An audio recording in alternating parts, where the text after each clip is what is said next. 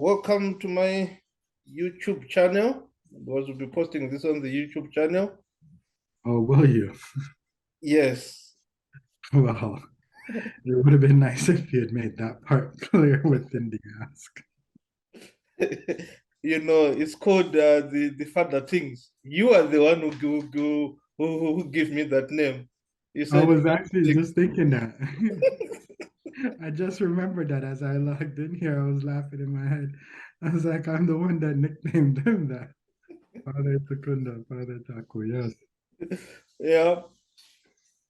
And as always, it's one of our talk series that will share our stories and different stuff. Would you like to start by introducing yourself? Okay. It's I'll go, well, my name is Prezz, short for president, though it could be DJ Prezz at this point. And what else would you like me to introduce myself, including I am a Jamaican born, raised until I came here and got some more upbringing here in this wonderful place that is Canada. That the rest of everybody else who I guess you'll be talking to is immigrating too. Yep. You're talking to people who've immigrated to Canada. So Yes. I kind of Canada, USA, or England. oh, okay, okay. Anywhere they immigrate to. Anybody, okay. All right. Well, I'm the immigrant that came to Canada. One of many. So I want to take you back, if you could still remember, when you were still in Jamaica, before you came, the time when you get to know that I'm going to Canada, do you still remember how you felt and what was the experience? Hmm. A little bit. I wouldn't say that I was overly excited in truth. Just me remembering I was young at the same time too. So I guess I was just kind of going with the flow. I kind of had some interest because for me, we didn't know this Canada. Being a Jamaican, we came here with the understanding that we're going to foreign. So I was just going to foreign, right? So anywhere that's, I guess we probably still refer to it as that, but anywhere that's kind of far outside of Jamaica, we're quick to call it foreign. So though you're saying immigrating to Canada, I was immigrating to foreign. And as a Jamaican, the reason I'm bringing that up back then, especially, that could have been, as you mentioned, like Jamaica, England, US, China, for example, it would have still been foreign, is the point I'm trying to make, right? Yeah. And separate from that, I was curious because this was supposed to be like a better place, was the understanding, but I didn't really know nothing else, and I was just leaving my place and like so it wasn't. It was more so like I wouldn't say necessarily scary coming to Canada, Mhm. but the plane ride was like scary. I remember being like, if anything, more so than going to another country was actually getting in the plane. And that was your first time getting into the plane? That was the first time getting in a plane, right? Mm. So that was the first time even seeing one, much less so close, much less getting in one, right? So it was, I guess what I'm trying to say is I wasn't really thinking about the end result of the trip so much in terms of like worries and fears and so on. I was with Mom Dukes, my brothers, so I was all right. But Yeah. I wasn't overtly excited, but I was a little bit like curious as to like what here is like in comparison to. What is the name of this Jamaican artist that refused to get into the iron bed? I said never get into the plane because it doesn't want to get into the iron. Do you know the story? No, I don't know which one you're referring to. I'm forgetting the name. If I remember it, I'll share with you. So now that you are in the plane, do you still remember the first thing that you saw after you get out of the airport or that caught your eye then? Actually, you know what? Two interesting stories when I think about my time on the plane. Yeah. I was actually, this is me as a youth, so I was actually thinking about I kind of felt like I was being followed for some reason. I heard now that I remember that. I remember being on the plane, looking down and seeing nothing but water, water, water, and still just had this sense or feeling that I was just being followed, but at the same time that I was all right. Yeah. That's what I remember thinking on the plane. As far as coming off the plane, I think when I was like I came here a bit young, so like it was my first time seeing snow and I was afraid of it. So you came here during winter time. Yes, unfortunately. Oh man. So that's why you know how to skate so good?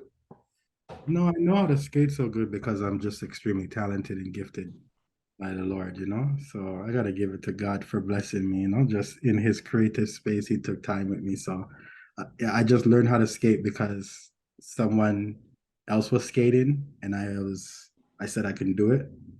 So I had to do it and God worked it out. And then from then on, I just got a little bit better. Then you get better and better. So now you are in Canada.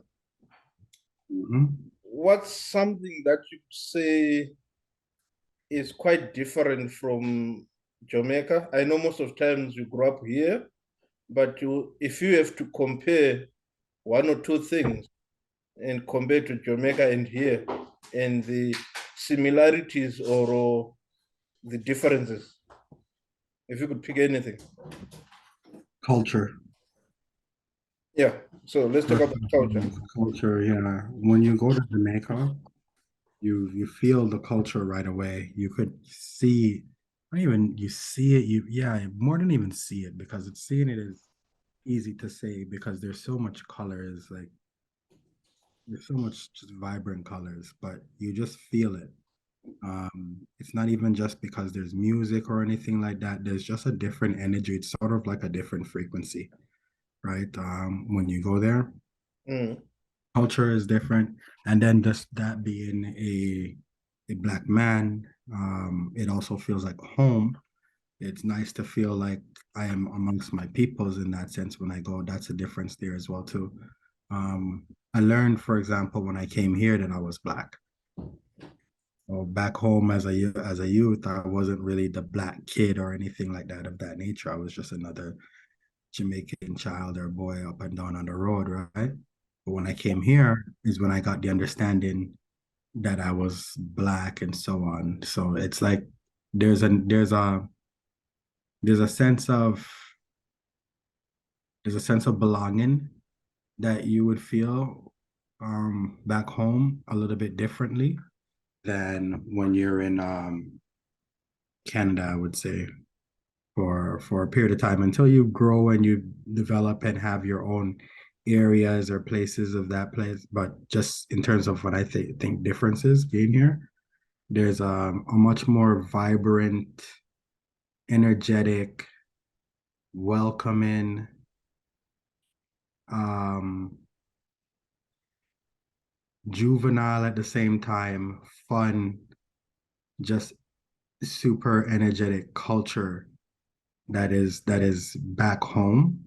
For Mm. example, you can leave if we were to leave this discussion and actually take the next flight back home, we would still be fine to get off the plane and find something extremely fun, enjoyable to do.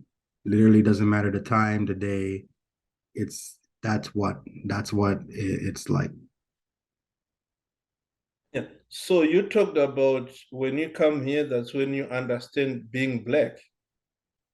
And how did the rest growing up here, uh, you understand that being black uh, have is a positive or negative, what do I call, outcome of your upbringing? Mm, And it's difficult to say. would you think it would have been different if you have grown up in Jamaica and come here when you are a young man, not as a child? Yes, but at the same time too, I probably would have had different challenges um, if I had come there because I would have been more in certain ways and I would have had less of an understanding of the overall system that is this place. So I think there was benefit, is what I'm saying, for me coming in at a bit of a younger age because I was able to grow up with a bit of understanding of the system, but I still was there long enough to get a sense of who I am as like my grounded within myself. So it's like I think I came here at a good time because I already knew who I was and I could see how I didn't fit in, right? So I could understand what I needed to do. For example, I think if I recall correctly, I think like about I remember about 2 weeks or a week or so after coming here and being in school, recognizing how different that I talk in comparison to the kids that were in school with me at the time, and finding how they talk funny and then finding how I talk funny, right? But I had to kind of learn what what their slang and their lingos and kind of stuff is. But at the same time, the fortunate part for me is even though I was new to this country, I still came in a space and at a time actually where there was a lot there were other black folks within the area that I came. So I may have left Jamaica, but I came to another version of Jamaica within Canada So, where I landed. yeah. So would it be safe that as a new immigrant, fitting in a community of people who have been here that looks like you, that come from where you come from, can help you to have that transition into this new society?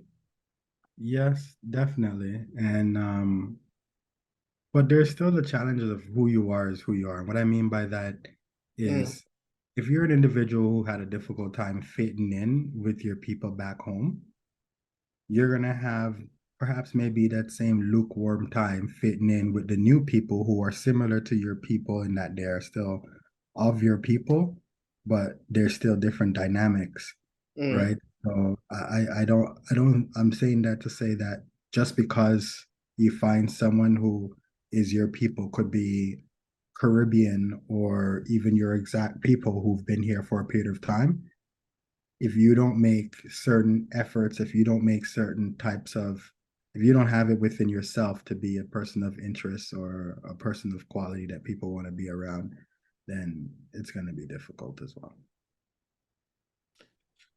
yeah, so that's a good point. So let's switch over. When I first came here, I had challenges in dating. You grow up here, and I come here as a young man, right? And of course, as a young man, the next thing is you need to date. And uh, any Yeah. words about dating in Canada? Uh, and I don't. Mhm. I I think it's fair to say that when you came, um, it was a good thing that we connected, and I was able to help my brother out a bit and show you the ropes. Remember, it's a PG show, Don't Yeah, divulge, that's as PG as I could put it. I'm being very don't, PG. don't divulge so many things, Oh, man. I don't have anything to divulge. I am nothing but a completely innocent man of all time. Yeah, but it goes that's what I mean when I'm saying that the good thing is you were willing to adapt, right? In this environment, which I imagine you would have been willing to adapt back home as well, wherever, however necessary within that environment as well, right? Yeah. So there are times when like I've come across people and you were pretty new to the country when we first met. I think it would be fair to say that I'm perhaps somebody that if somebody's new to the country and they connect in with me, I'm probably a good ambassador to kind of get people to understand, like, get you going, Mm, right? As a bridge, as far as like, certain things as a bridging, right? To yep. now there are people who it doesn't matter how nice of a friend you are, you just can't do anything with them, right? Because they don't want to do anything for themselves, right? They don't want to, whether it be get up to go actually, you can go give somebody, you can go help them with a resume, and they won't send it off, Yeah. right? Unless you're around that sort of thing, right? So you're someone who one like a lot of people, myself included, who are immigrants, I recognize that a lot of us who are immigrants when we come here, we're very ambitious in more ways than one, right? Like we want to get to things, we want to make moves, we want to learn, we want to understand. Like we're like sponges for things that interest us, right? So as long as someone is willing to learn, I think that they'll do all right. One of the things that I found hard during those days Mm-hmm. is to be invited to go for dinner that you are not planning and expected to fork up your money.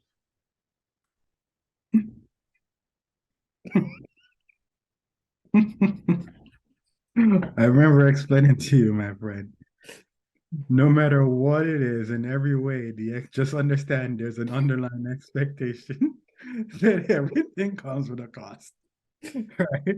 Whether it's the gas you're putting in your vehicle or your time, there's a cost, right? Yeah, because it used to. I used to have a very hard time to understand some of these things, right? I think Mhm. your area point to say because you came here when you were younger, you were able to adapt and grow up in the system. While Yeah. it's you come here as a young man Mhm. that have already picked certain habits and traits. See, but this is the truth. I feel like if I came here perhaps at the time that you came here and spent more time in Jamaica,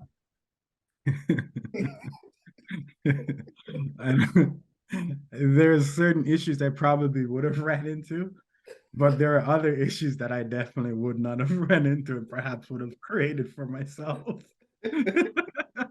So, like, there's a certain part of it where you are who you are and you got to learn and grow. Like, you had that interest and you listened, right? And you caught on. You're like, hey, you know what?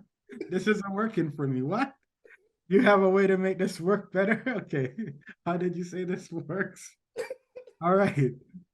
All right. And it worked, right? Yeah. So, but some people, they just know everything, right? So even when they're not being successful, right? Like, and I'm not one to kind of put or point fingers at somebody else's ego because I mean, Lord knows I have mine to keep it real, but you have to be willing to kind of recognize where there's opportunities to grow. Yeah, no, that's true. That's true. That's true. So let's go to social life. Mm-hmm.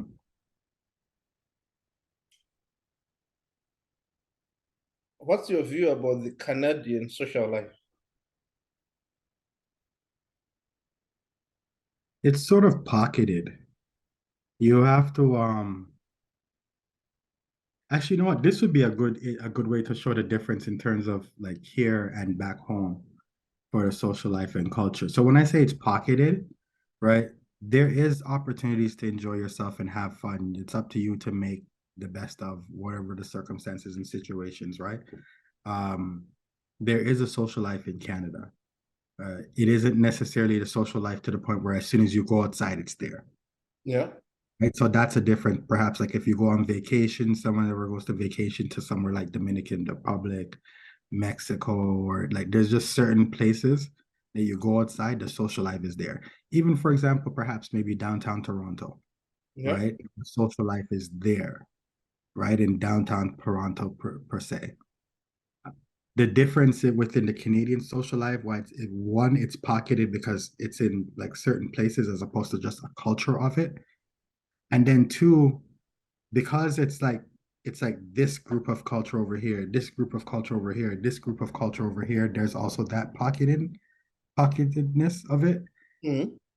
And then even when there is a social life, which there is, you still have to you still have to know how to engage, right? To actually have a social life, right? You still have to know how to engage, and how you engage over here in this pocket may be different over here in this pocket. So to be a person who's like sociable, I would imagine, in terms of a tip, and you want to be someone who could move in different circles, I would say the first thing, immigrant or not, is to understand you, be yourself, right? Like I think, bro, one thing you would recognize and give me is the same person I am in this conversation right now is the same person I was 10, 20 years ago, whenever it was that we met. Same person I always am in like different, like I am me, right? So I am who I am in every room, right? So it may seem or sound to someone else that is confident, but I had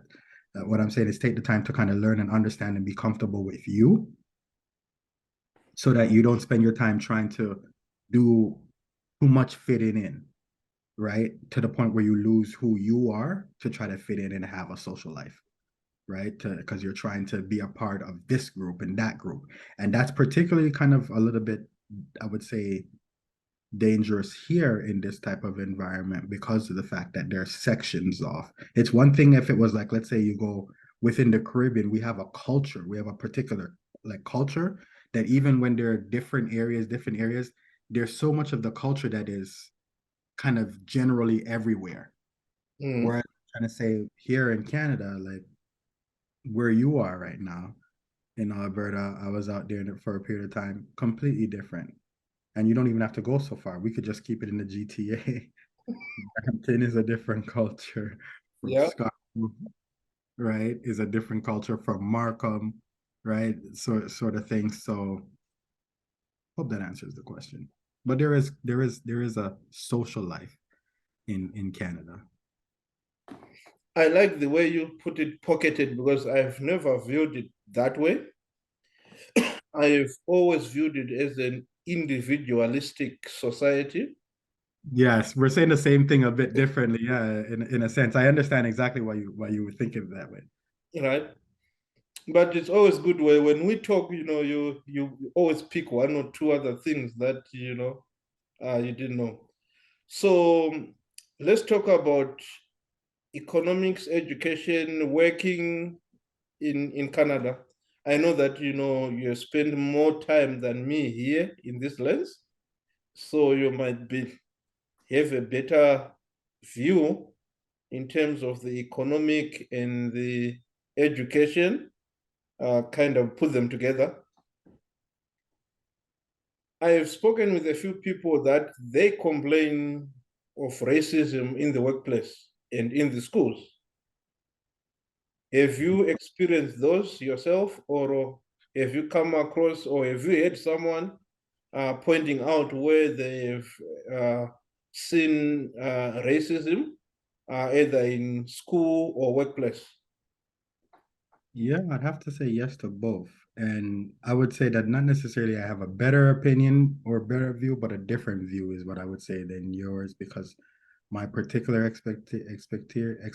experiences, right? And as you mentioned, growing here a little bit longer than yourself. So I don't know if it would be better because perhaps, and I wouldn't even just say perhaps, as someone who knows you personally, there are ways to which you and I have the same education within things, but you have done more and applied yourself better and more with it than I, right? In areas, and then myself in others. So that's what I meant in terms of like we would apply it differently or just see it differently.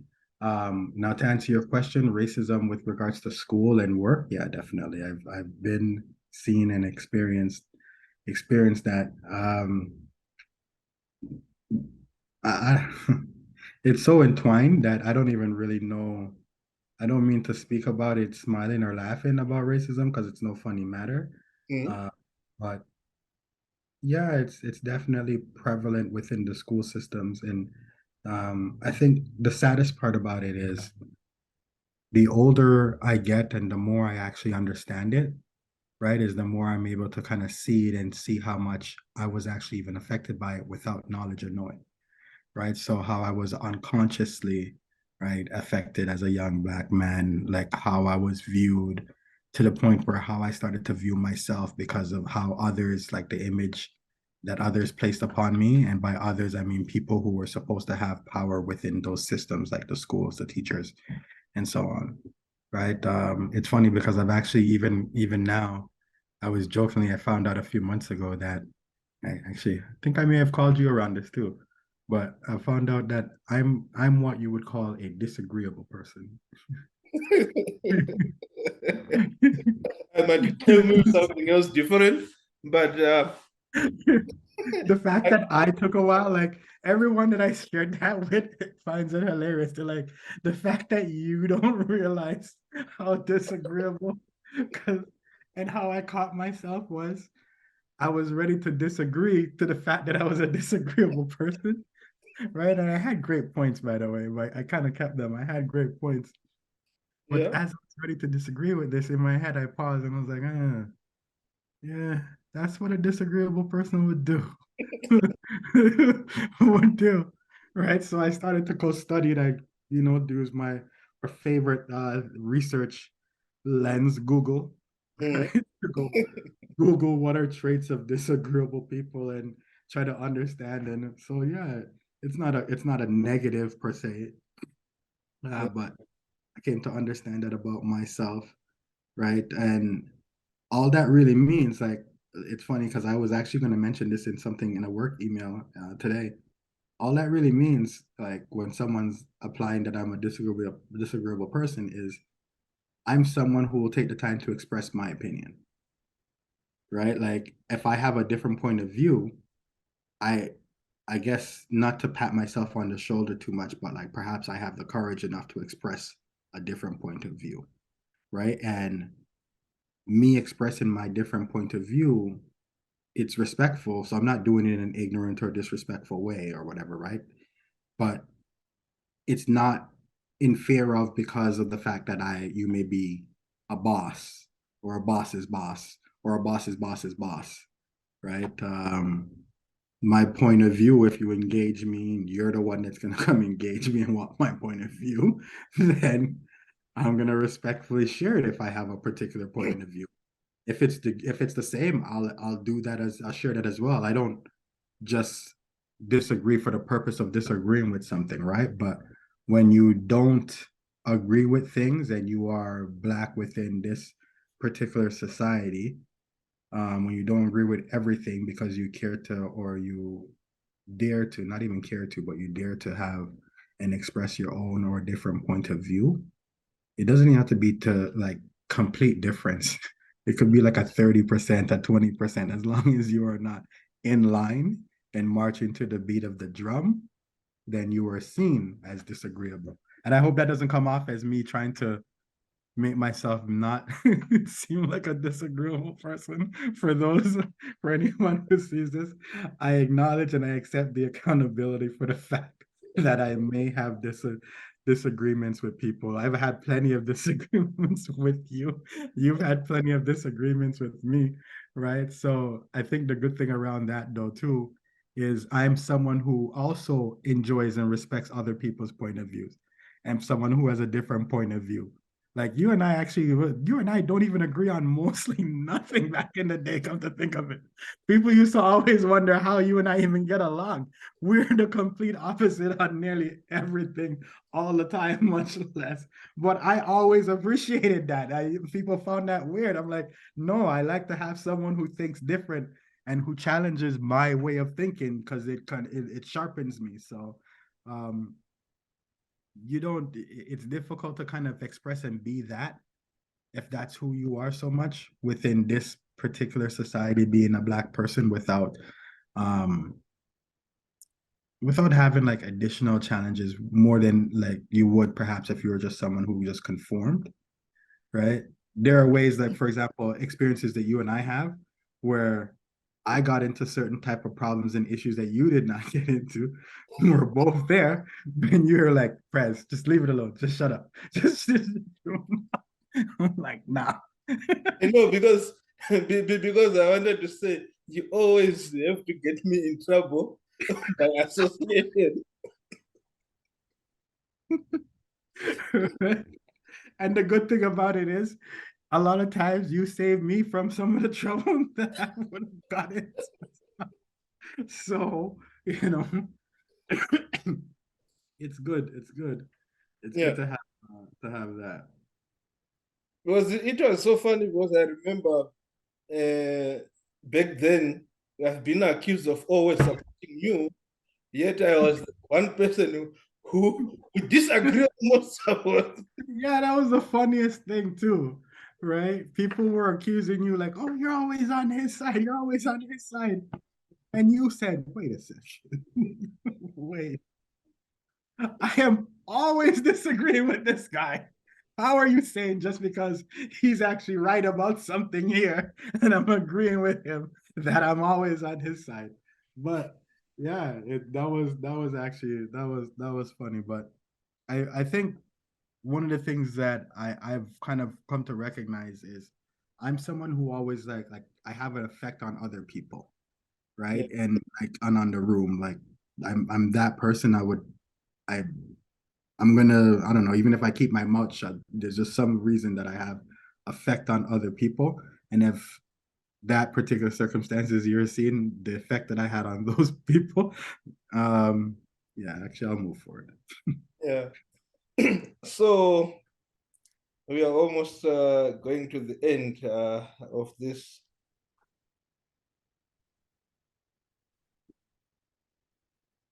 So let's talk about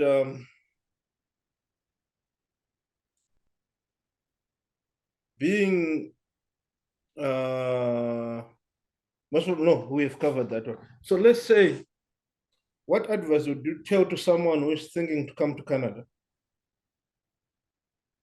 Depends on where they're coming from. There might be, depending on where you're coming from, it might be stay where you're at. It might be. There are lots of wonderful places within the world. One of the things I'm learning to do is to not pigeonhole myself, right? Same time though, advice for someone coming to Canada who's already made up their mind to do so.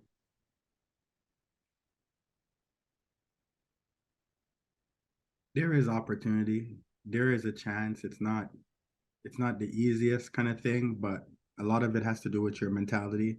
A lot of it has to do with the circles. I wish I understood better when I was younger, when my parents or my mom used to say, "Show me your company, I'll tell you who you are," that sort of thing. So I would say there's a certain time, there's a certain period, there's a certain amount of years you have when you come here where you have a certain drive, like your engine is on, is just it's on, right? In comparison to, because you still feel that outsider or whatever it is spirit, right? So, and what I mean, like your engine is on, like the first few years that you come, those are the years that like try to push yourself to go as far as you can. Because when that Canadian remember I was saying like there's I guess this is the culture when that Canadian culture kind of begins to seep in. You remember I was telling you about how you're gonna lose your African strength at some point. Yeah, you're as strong as an ox, bro. I said, yeah, we were all like, "Nyeh, nyeh, nyeh." There comes a certain point when you just start to slow it down and you don't even know why. You don't know why, you don't know how. And I'm not just talking physically, I'm talking like even when you're fast and strong up in your head, right? Yeah. Like just your ambition and your drive.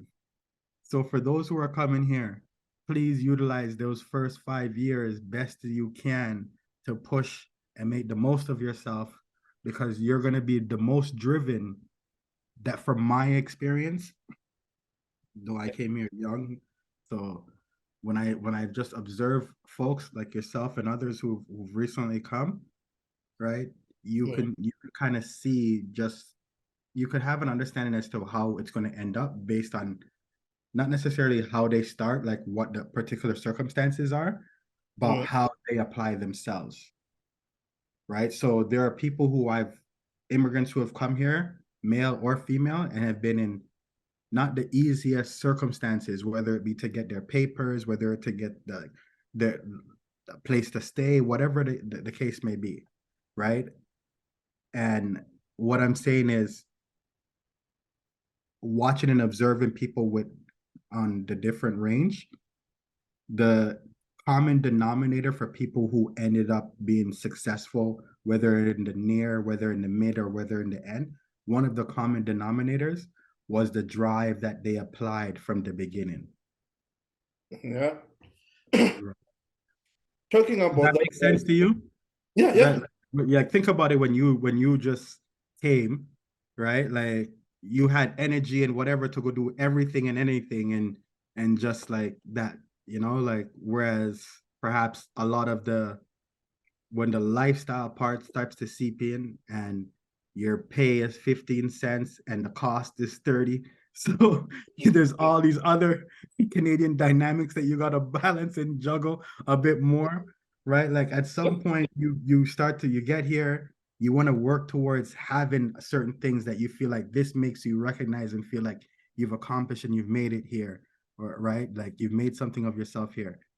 I don't want to those same things that we often look at once you actually get those things, it's a whole thing to trip to maintain to just do like yeah. it's a lot. So please apply yourself best that you can the first few years that you're here because yeah, I find that people probably that's when a lot of our immigrant passion is still very hot in our blood. So that's just like a quick tip I and keep good company. Yeah, keep good company. I do like that because that leads to my next question. A lot of immigrants, when they come here, they have a lot of high hopes. They have big dreams, right? Yeah, keep And dreaming, my and that is a very good point that you said. Do it when you still have the energy, because friend. I've been here almost 15 plus years. I no longer have the energy that I used to have back then.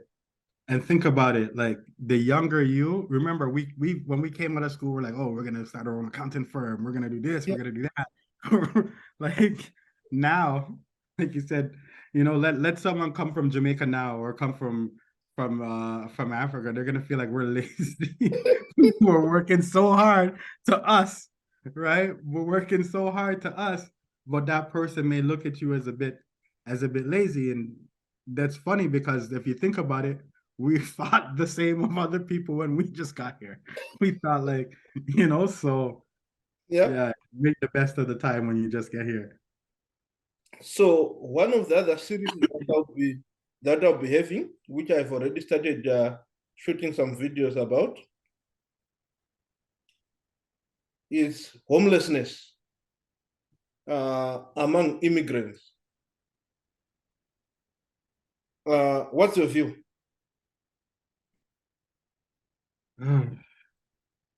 It's a tough situation because you don't really a lot of people who immigrate here don't have X amount of family or circumstances if they find themselves in a homeless circumstances or situation, right? Being someone myself, I can't even pretend that I know the ins and outs of how to manage being homeless. So I don't really have that kind of advice to give to somebody. And I hope that doesn't come off in any kind of way. I don't mean it. If it does, I don't mean anything by that in any kind of negative way. But I just don't have those particular experience to kind of give like the homeless particular type of advice. What I would say is keep good company. When you get here and you don't have, for the most part, if you do have somebody perhaps before the homeless thing, right? I don't know. I don't know about the homeless part, my brother. I would say accountability, right? Is and like because you know how my head works. Like I'm thinking, what So could let me someone help find you. themselves homeless? What could they have done, So right? To let me help help you. themselves in that situation prior to. That's how I don't know. Hmm. So let me help you, and I'll give you one of the common scenarios Mhm. that I've come across, and with some people that I've spoken to. They were born like me and you outside of Canada. They came here when they were young.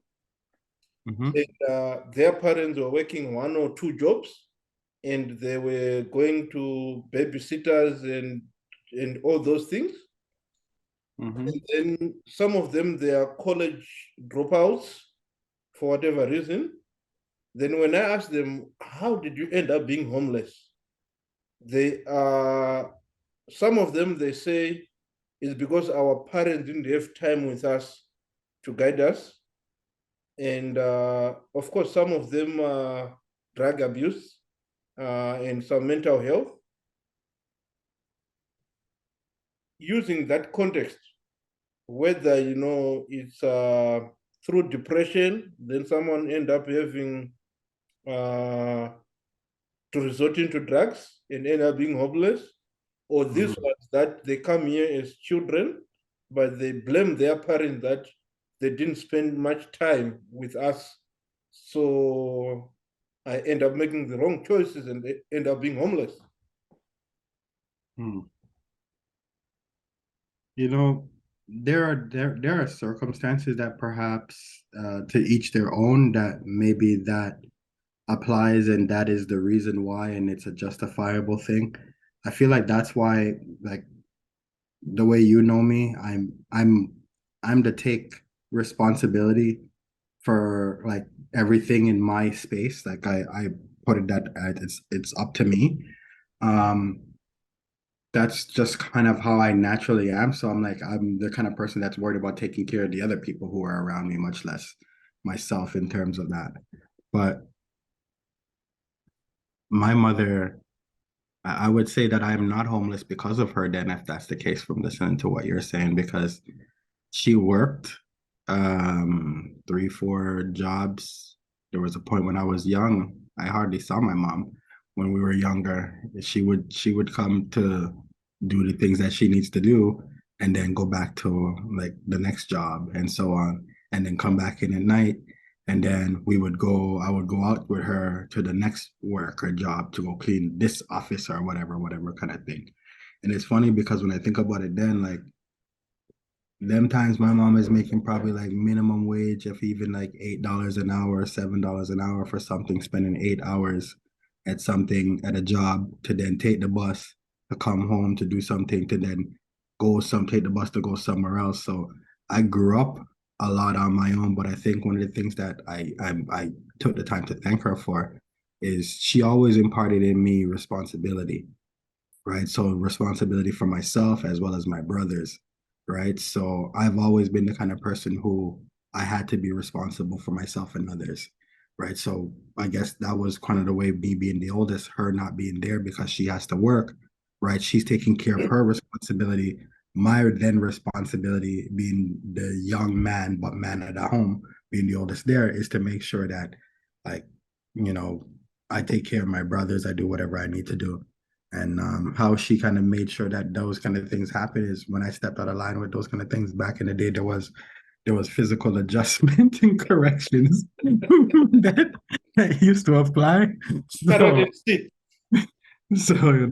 but I think like I have to give her the thanks and credit for the fact that she, even though we had it difficult, had it rough, um, even though we just never even had it, she just always kept working, kept whatever. So what that in part can showed upon me is, I guess that shows me like even when I don't have it, I don't I don't have an excuse for myself to still, like, even when I don't have it, I don't have an excuse to not go be trying to do it. Like I came from a circumstances of I came from not having nothing. I was raised that particular way, in truth. And it's a mindset that I'm trying to actually as an adult now, trying to leave and not actually put upon my children, right? The mindset of like not have, right? Like, but that's how I was raised. I was raised not having, but even though I never had, you were always trying to get, you're always going to. So she busied herself when she didn't have to go try, and that was the examples that I saw. So I think that busyness is what probably perhaps kept us from being homeless when I was younger, right? And that busyness that I apply within my adult life when I got older is what kept me from being homeless, even though I've been through like my own, hard, difficult circumstances, um, setbacks and things of that nature. But I never felt like, from listening to what you're saying, I've never felt where I can say the reason why I don't have this is because my mom didn't this, or because of this, or because of that. Like, I never felt anybody cared that much anyhow. So I'm not trying to be rude about anyone else who feels that kind of way. Like, I never felt, not even, not to say my mom never cared for me, but like, I grew up here. I never grew up in a system where I felt loved, or where I felt supported, or where I felt like somebody wanted or was expected nothing or whatever of me anyhow, kind Mhm. of thing of that nature, right? So I'm it kind of sounds like that person or those individuals may have had more of an expectation, right? But it's easier to say that as someone who probably was provided maybe more of whatever it is that those individuals were probably weren't. So I don't know, my brother. I don't know what this relates to the homeless part and stuff here. Um, if you are in Toronto or Canada, there are shelters. I believe now there are some shelters for men as well, because I know that homeless for men are the most homeless in terms of the population, and that there aren't really shelters. Not even really, there really aren't shelters for men, for Yeah. families, for women, but there aren't homeless shelters for men. So um, something I've thought about previously, because I used to like do some stuff to support some shelters and some clothing drives and things of that nature, right? So, and when I've like done, you and I have like, we've kind of like volunteered at food banks and things like that in the past and stuff. So you could kind of see, and just being a man as well too, like, I know there's nothing for us out there.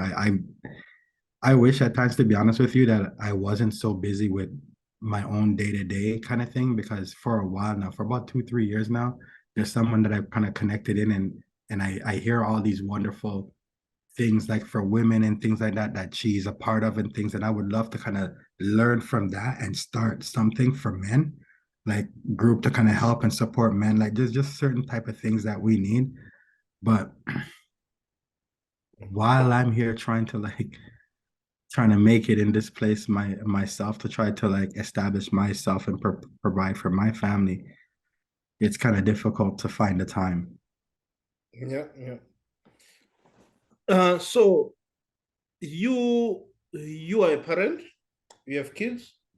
Uh, in the next 5 minutes, we need to wrap it off. What is the parenting style in these first world current and in these first world countries?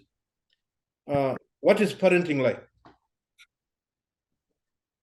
um Immigrants, please keep your whatever world style that you had in terms of parenting when you come here. Please maintain and keep that. That's the style.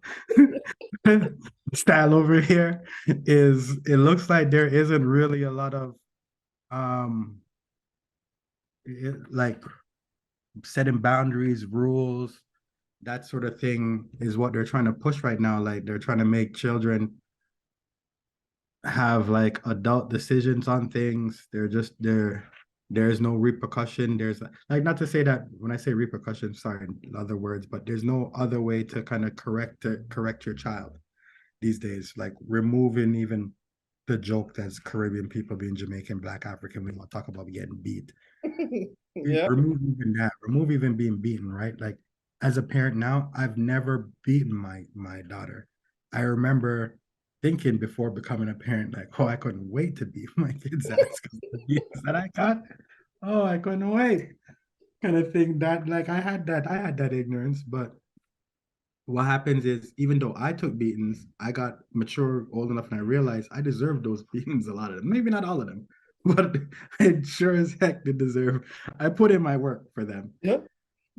What it is my mother, through when she was doing her thing to go provide for us, to make my responsibility to go to school and learn and soak in this Canadian culture. One of the things that I was able to do and grow and learn is other ways to handle things, right? Like, than just physical, than just violence, than just just, like I was provided with other tools that I now use, right? And that I now use. And I just imagine that my daughters, like they probably have even way better, even more tools within their tool bags than me, right? So, you know, keep your parenting style in the sense of if it's good.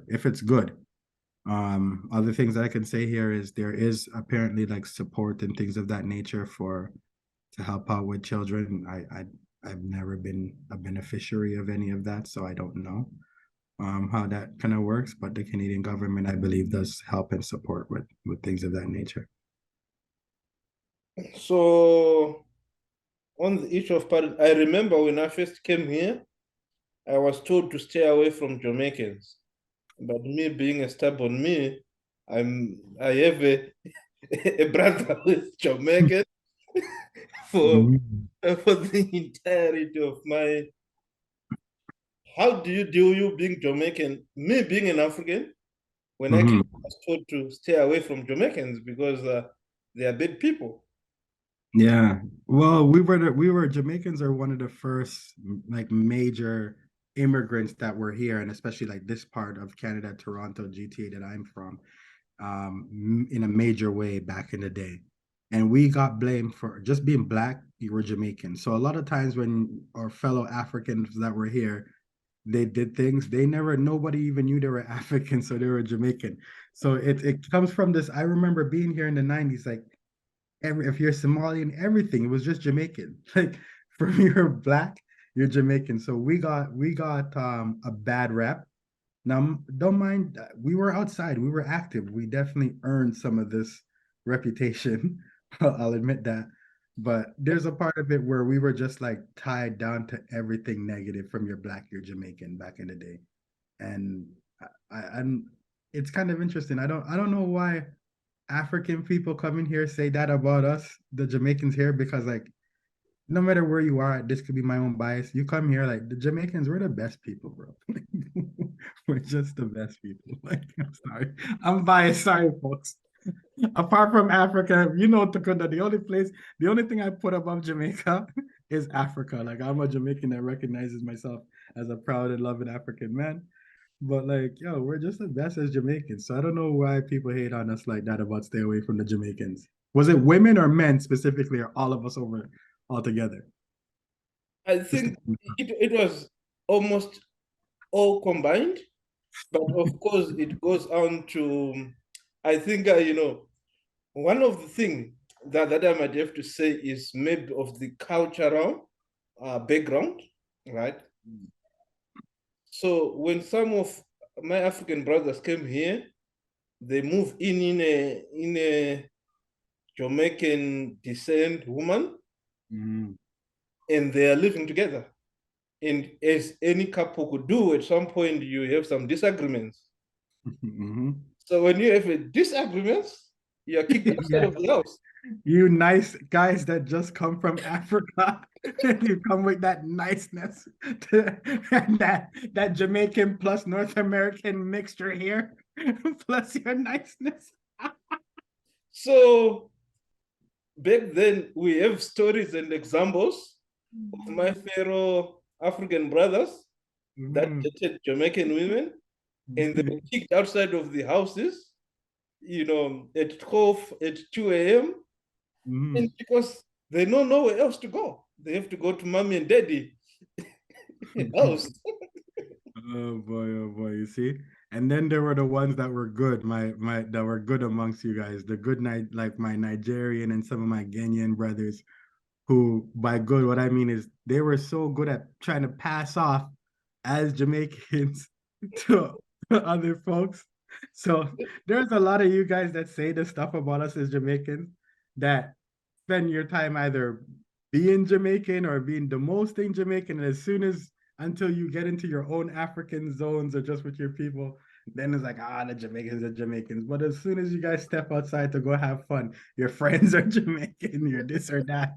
Like, you know? So, because remember when I first came here, I used to think that all Jamaicans they smoke weed. I used to think all Jamaicans can sing. Yes, I remember you thinking that all Jamaicans, not even just the weed, that every one of us can sing. Right? So maybe because of the music that hits international market and the like, and the little knowledge that we had at that particular time. Mhm. Uh, I think other, we should wrap before the 5 minutes cuts us off in the midst of something, just to give you a little bit of tips as someone who's done this before, and that's what's happened to me when I used to do the podcast, which is the Directly podcast. I'm gonna plug my podcast, the Directly podcast on YouTube. Please go check just that out. hold on. Before you go, was I was gonna give you some time to talk about that Hmm. in detail. Uh,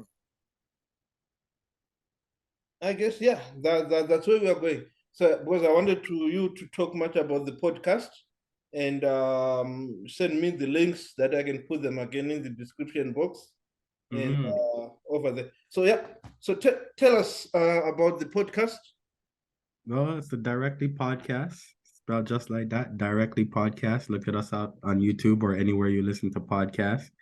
And it's been a while since I've actually gone and done any new episodes, so feel free to enjoy the ones that are there and encourage me, like, share, and encourage me to get off my behind and come do some more of the podcast. But it's all about a dose of the real, kicking it with the real, and about having real conversation. The purpose of the podcast is I wanted to kind of have real conversations and show that especially Black men, that we have conversations and discussions about things that are more than just like legs, sports, and other type of things that people would perhaps kind of pigeonhole us to, but to kind of show the full array of the different things that as Black men that we kind of that we speak about, and just also could to kind of share and give a real, I would say, feedback, point of view, perspective from a regular type of folks. We consider ourselves to be special, but regular as in that we're one of the people.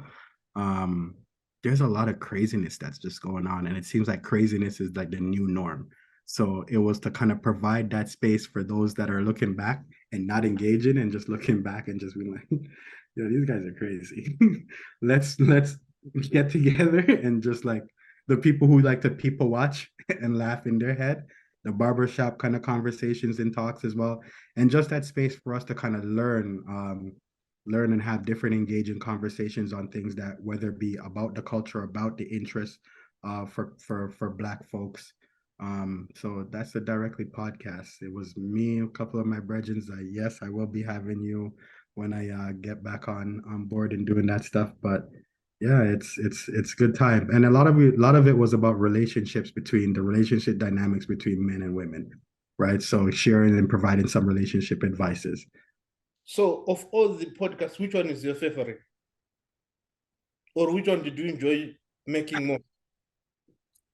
Um, I think we had a good discussion about who is the best athlete of all time, and before people think it was actually funny, but group of men, we actually, most of us thought it was Serena Williams, rated as the greatest athletes of all time. There was a fun discussion about um, free dates for the purpose of food, about how women use men for dates for the purpose of food. And I think perhaps like I don't know if it's just the most recent one, but there's another one, but I can't remember the title, but it's like, are we women asking, are they gonna have an O?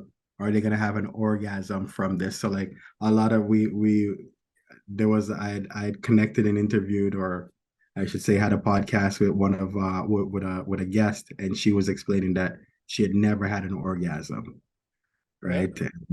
So I, you I know, did listen to that, and my favorite was the happy wife, happy home. happy life. Yeah, I was trying to remember that. I was trying to remember that one. Happy wife, happy life. That's the one I this whole time I'm going through, but I'm trying to remember what it was. Happy wife, happy life. Yeah, that one was I think that one was probably my favorite one, because I think, all kidding and jokes aside, if someone was to listen to that one, we gave some great advice, Yeah, right? yeah. That was a You, good one. yeah, we gave some great advice for both men, women, and like, it isn't coming off just being sexist or anything of that nature. I think the most thing that I was trying to do with the directly podcast is I recognize that there isn't a space for male voice, and especially like the black male voice. Right now, we're beginning to you're seeing a lot more people doing this, so I should probably continue to do to kind of do it myself. But I just kind of wanted to kind of provide a little bit of substance within that space. No, no, that's awesome. And I hope you start that one because I used to enjoy. I would play on Spotify and Yeah, just listen as I go wherever I'm they going. are fun. And thank you, sorry to cut you there. Thank you actually for encouraging me by you starting and doing this as well, because it gives me like that kick when your circles and people are doing it as well too. So, and the fact that you are now doing the video editing, I have little to no excuse as well, because we both know how that sucks. To be so, if anyone wants to know why I actually stopped doing the directly podcast, it wasn't because I wasn't enjoying it or someone. The video editing took so long, and I was new to it. I didn't even have proper software, if anything. So I was learning on the fly while doing everything. Sure, it came out well, but it took so long, right? And then I wasn't really getting enough back to kind of feel like that sense of accomplishment, right, for doing something, right? So, and I don't even mean by enough back, I'm talking from the people I was doing it with. Like, they weren't even like promoting the stuff the way I wanted to. So it kind of felt like, oh man, you know what? So, Mm-hmm. so do you know my experience, right? Is you have to keep doing it because there is always one show that is going just to explore like a volcano, Mm-hmm. and then the momentum will keep going. But Yeah. until that show comes, because it just takes one person, it might be an old one, when someone just stumble on it and they'll be like, wait a minute, I just did this and then And that's exactly what's gonna happen. I still have people who continuously connect with me, like, "Yo, when are you gonna do this? When are you gonna do this?" Who give me great ideas. I see certain things, so it's still within me. It was really just the actual like editing version, but I'm gonna just sit down now, do it more like this, where I have conversations one on one rather than me and my cast or whatever the case may be. That way, it's more just so on my timing as well, yeah.